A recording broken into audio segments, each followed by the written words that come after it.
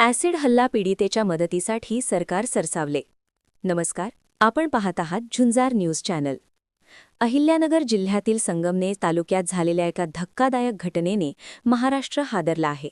वडगाव पान येथील एका अल्पवयीन मुलीवर झालेल्या ॲसिड हल्ल्याच्या पार्श्वभूमीवर राज्याच्या महिला व बालविकास मंत्री अदिती तटकरे यांनी पीडितेची भेट घेतली आहे.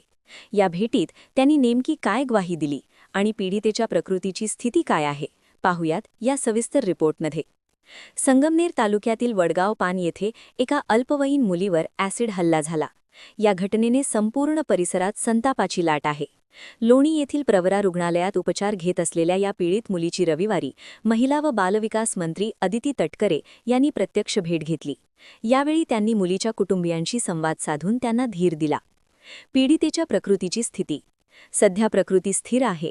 त्वचा संवेदनशील असल्याने आणखी काही दिवस उपचार गरजेचे. येत्या काळात एका शस्त्रक्रियेची सर्जरीची आवश्यकता. विशेष समुपदेशकांकडून मुलीचे समुपदेशन सुरू. या गोष्टी मंत्री तटकरे यांनी जाणून घेतल्या. यावेळी मंत्री अदिती तटकरे यांनी स्पष्ट केले की या पीडित मुलीच्या उपचाराचा संपूर्ण खर्च राज्य शासन करणार आहे. या कुटुंबावर कोणताही आर्थिक भार पडू दिला जाणार नाही.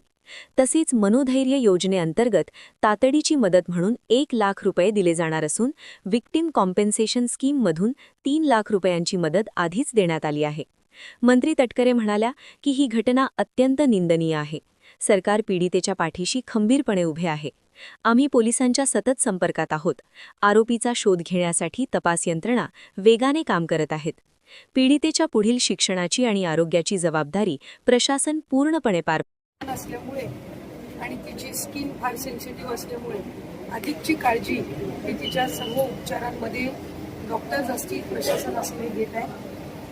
आज मी तिच्या कुटुंबाची सुद्धा भेट घेतली आणि त्यांच्याकडनं आणखीन काही तपासामध्ये किंवा बाकी याच्यामध्ये आणखीन काही त्यांच्याकडनं काही अपेक्षित आहे किंवा अधिकची त्यांच्याकडे काही त्या संदर्भातली काही माहिती असेल तर ती सुद्धा त्यांनी पोलिसांना देण्यासंदर्भामध्ये सुद्धा आम्ही त्यांच्यासोबत एक संवाद साधला. मुलीची एकदा काउन्सिलिंग ही स्पेशल काउन्सिलरकडनं झालेली आहे. पुन्हा एकदा तिला आणखीन चांगल्या पद्धतीची काउन्सिलिंग देण्याचा प्रशासन आणि पोलीस प्रशासन सुद्धा त्या संदर्भामध्ये डॉक्टरांसोबत, तिथल्या डॉक्टरांसोबत चर्चा करून निर्णय घेत आहे. स्थानिक आमदारांनी सुद्धा त्या संदर्भामध्ये सभागृहामध्ये ज्या वेळेला ही घटना झाली त्यावेळेला त्यांनी सुद्धा मुद्दा मांडला होता आणि आम्ही गृह विभागाची आणि महिला बालविकासची सुद्धा मनोधैर्य जी योजना आहे त्याच्यातून तिला आणखीन अर्थसहाय्य देण्याची सुद्धा प्रक्रिया ही आमच्याकडून आम्ही पार पाडत आहोत. या व्यतिरिक्त रुग्णालयाने म्हणजे या संदर्भामध्ये राधाकृष्ण विखे पाटील साहेबांनी सुद्धा याआधीच ती भूमिका स्पष्ट केली होती की इथं जे उपचार दिले जातील त्याचा कोणताही खर्च त्या कुटुंबावर पडणार नाही. पण या सगळ्या ह्या ज्या जबाबदाऱ्या आहेत त्या सगळ्या कुटुंबाच्या प्रति पार पाडत असताना जो आरोपी आहे त्याचा जो तपास आहे हा पोलिसांच्याकडून सुद्धा सुरू आहे. तो तपास अधिकाधिक तो करण्याच्या दृष्टिकोनातून त्यांनी जी काही वेगवेगळ्या यंत्रणेकडनाची मदत आहे, सहकार्य आहे, हे सुद्धा घेण्याचे जे काम आहे ते पोलीस विभागाकडून गतीने सुरू. एकूण जर पाहिलं तर महिलांचं समुपदेशन करणं हे सुद्धा आज काळाची गरज बनलेलं आहे.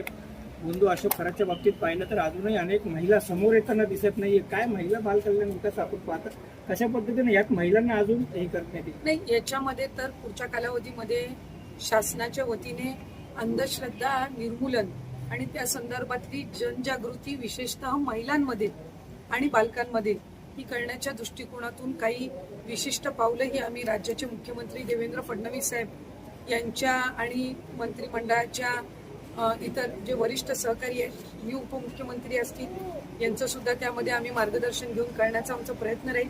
या व्यतिरिक्त अंधश्रद्धा निर्मूलनच्या ज्या वेगवेगळ्या सेवाभावी संस्था असतात जे त्या संदर्भातले उपक्रम हे राज्यामध्ये आणि देशपातळीवर राबवतात, आम्ही त्यांचेही त्या संदर्भामध्ये मार्गदर्शन घेऊ आणि अधिकाधिक महिला, तरुणी आणि बालकांपर्यंत हा जो उपक्रम आहे तो राबवण्याच्या दृष्टिकोनातून आम्ही पावलं ही पुढच्या कालावधीमध्ये उचलणार.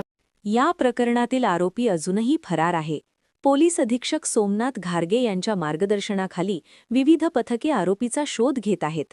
स्थानिक लोकप्रतिनिधींनी देखील हा मुद्दा विधानसभेत मांडला होता. या भेटीदरम्यान आमदार काशीनाथ दाते, आमदार अमोल खताळ आणि जिल्हा प्रशासनातील वरिष्ठ अधिकारी उपस्थित होते. एकीकडे पीडितेवर उपचार सुरू असले तरी दुसरीकडे या नराधम आरोपीला कधी अटक होणार असा सवाल आता सर्वसामान्य विचारत आहेत. मात्र मंत्र्यांच्या या भेटीमुळे पीडित कुटुंबाला मोठा आधार मिळाला आहे. ताज्या अपडेट्ससाठी पाहत रहा झुंजार न्यूज चॅनल.